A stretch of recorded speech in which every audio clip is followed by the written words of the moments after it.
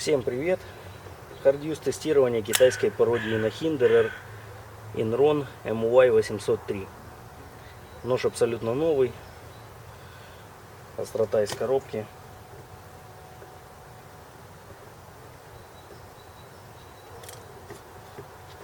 С легкостью режет паракорд. Начинаем с кабеля.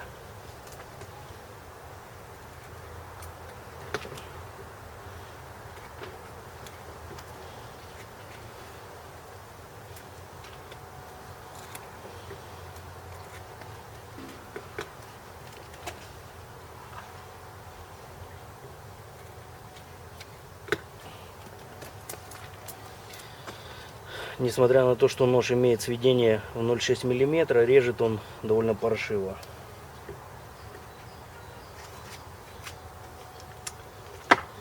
Дальше открываем баночку.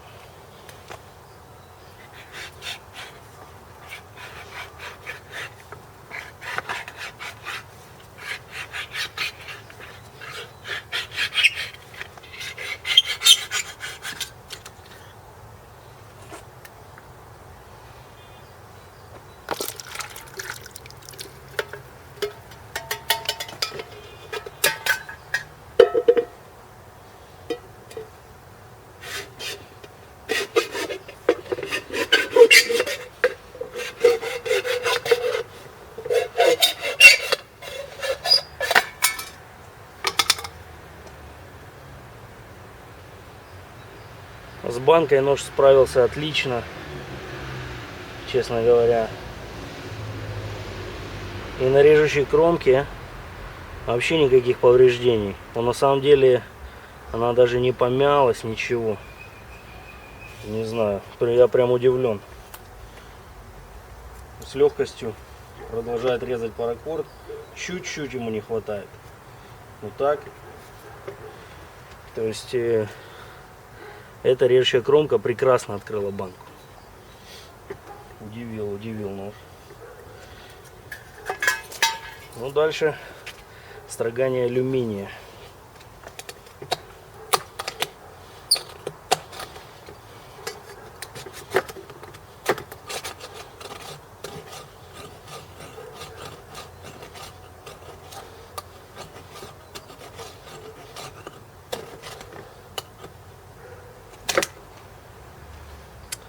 Клинок совершенно не вгрызается в материал, он выскальзывает.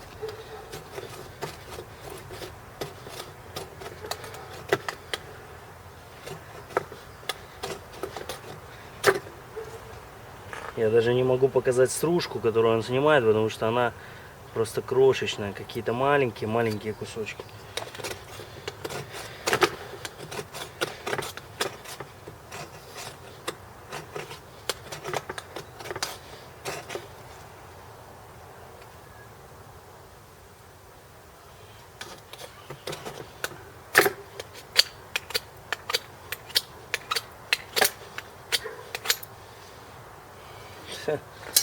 Это просто какие-то мучения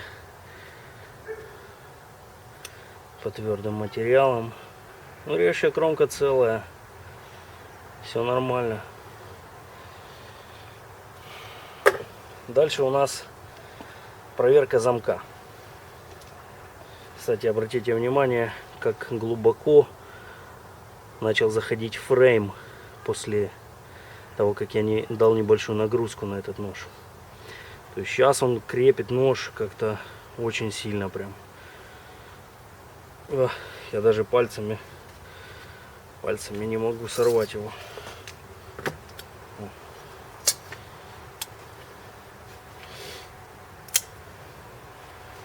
Вот так вот фрейм заходит обычно. Вы видели, он был до этого в 2 раза дальше. Так. Ну и при тестировании фреймлока я довольно долго думал об этом и советовался с некоторыми людьми, которые тоже соображают немножко в ножах. Значит, в конструкцию замка фреймлок изначально заложено то, что этот нож будет сжиматься в руке. Так или иначе, ты держишь его в руке, и вот наши пальцы, наша ладонь, она и будет поджимать замочек. Поэтому я не вижу, например, особого смысла стучать обухом, когда вот держу нож за хвост, и вот этот вот фрейм остается без поддержки моих пальцев. То есть то, что я буду делать, один раз я стукну без придерживания пальцами, но потом я стукну 5 раз, положив палец немножко на фрейм. То есть я не буду его держать вот так вот, как-то вот так вот.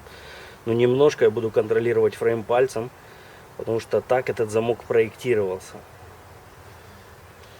Ну что ж, давайте. Первый удар будет без пальцев, без ничего. Просто держу за хвост и бью. Для всех, кто интересовался, вот мои защитные очки.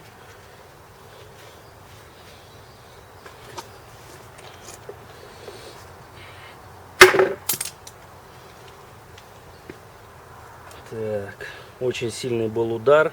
Нож не сложился, даже без того, что я держал его пальцами. Фрейм начал заходить почти в самый конец.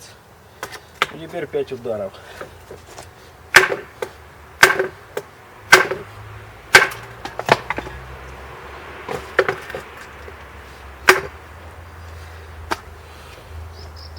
Все, фрейм намертво стал в самом конце, но все выдержал. Отлично. Удары передней части. Здесь из-за флиппера мне неудобно это делать.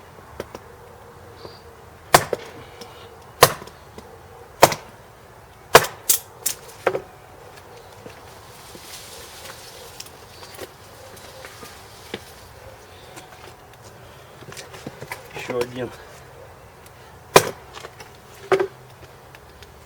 Ну что ж, замок выдержал, но у меня такое ощущение, что фрейм согнулся.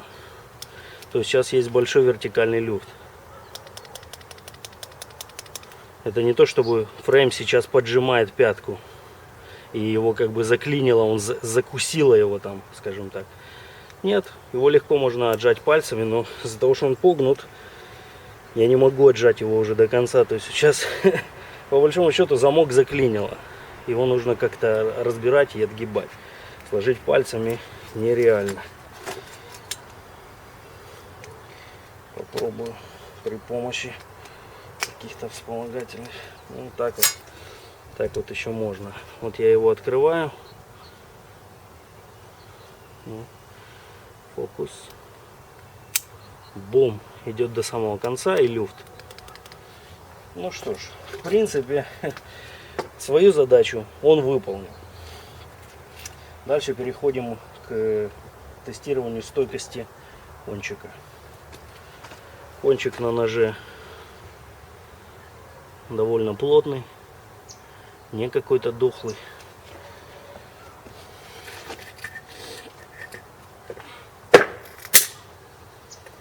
Угу. Но все-таки прочности не хватило для наших стандартных проверок. Ну да, так он уже, конечно, начинает выворачивать, но тут уже не интересно. Здесь уже это больше похоже на, не знаю, на стамеску на какую-то.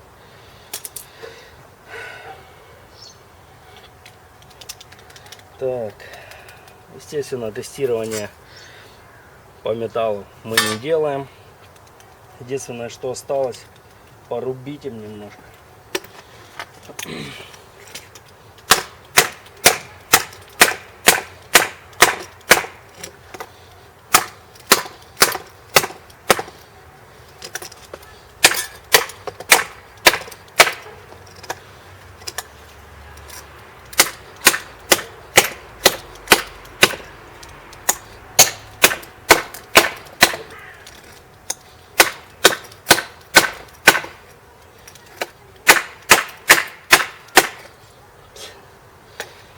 Я задумывал перерубить вот эту вот часть, довольно тонкую. Но этот нож, как он не режет, так вот он и не рубит нифига. О! Наконец-то люфт усилился еще больше. Ну и в заключение батонинг.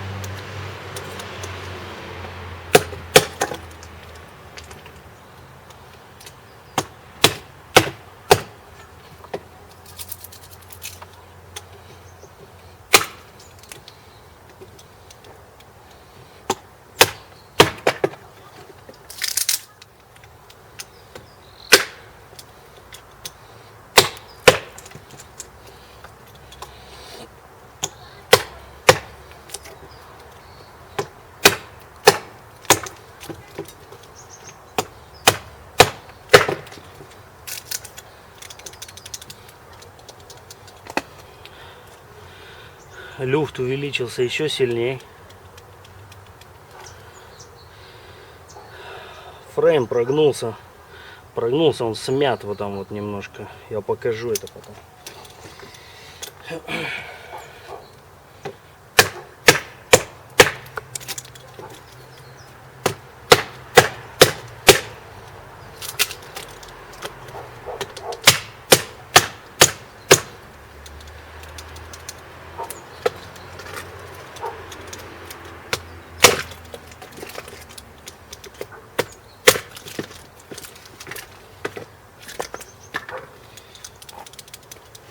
Ну что ж, в принципе, я отбатонил, он тоже нормально. Но люфт просто, конечно, сумасшедший. Замок. Да, мне сейчас будет что показать в макро. Все, переходим в рассмотрение макро. Кстати, до этого проверка остаточной остроты.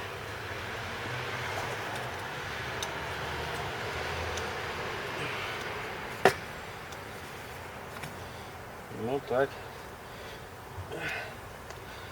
В принципе, как бы базовая острота осталась. Этой штукой до сих пор можно что-то грубо отрезать.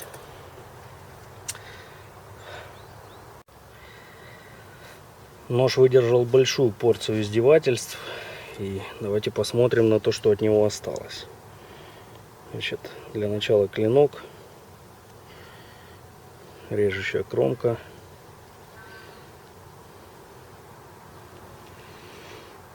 Кончик, который сломался.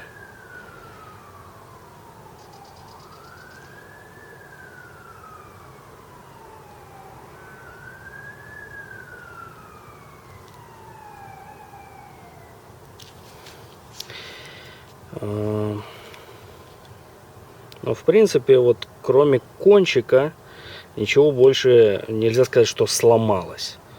Нож продолжал держать свою конструкцию, хотя с определенного момента он перестал быть складным ножом в полном понятии этого слова, потому что фрейм зашел до самого конца, между ними пяткой остался огромный такой промежуток, где-то в 1,5 миллиметра, наверное, и клинок стал очень сильно играть.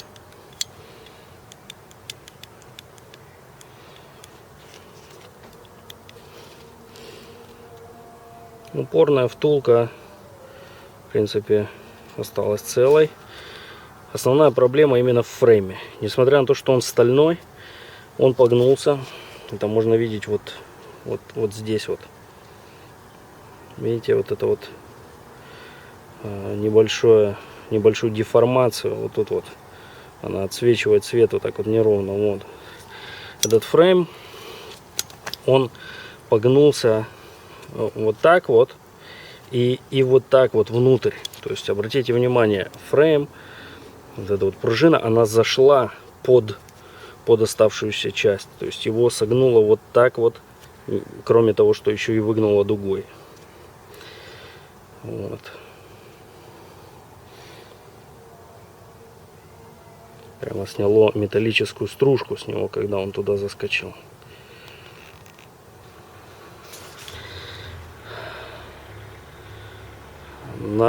Сама часть, которая контактирует с пяткой, можно видеть вот здесь вот, она погнулась. Вот так вот при такой вот нагрузке. Здесь она смялась. Ну и все, фрейм зашел внутрь. Раньше его можно было пальцем отогнуть. Отсюда он немножко выпирал из общего контура. Сейчас этого нету. Клипсу я специально отогнул, чтобы показать вам вот эту вот деформацию здесь в этом месте. Самое слабое место всех фреймлоков — это вот эта выборка. Вот на ней вот его и повело. Даже несмотря на то, что это, по идее, мощный стальной фреймлок. Но это в очередной раз заставляет задуматься, что же случится с мощными титановыми фреймлоками Страйдера, Хиндерера, Сибензы, Zero Tolerance разных крутых. Посмотрим. Все. Спасибо за просмотр. Надеюсь, вам было интересно. Пока. Бай-бай.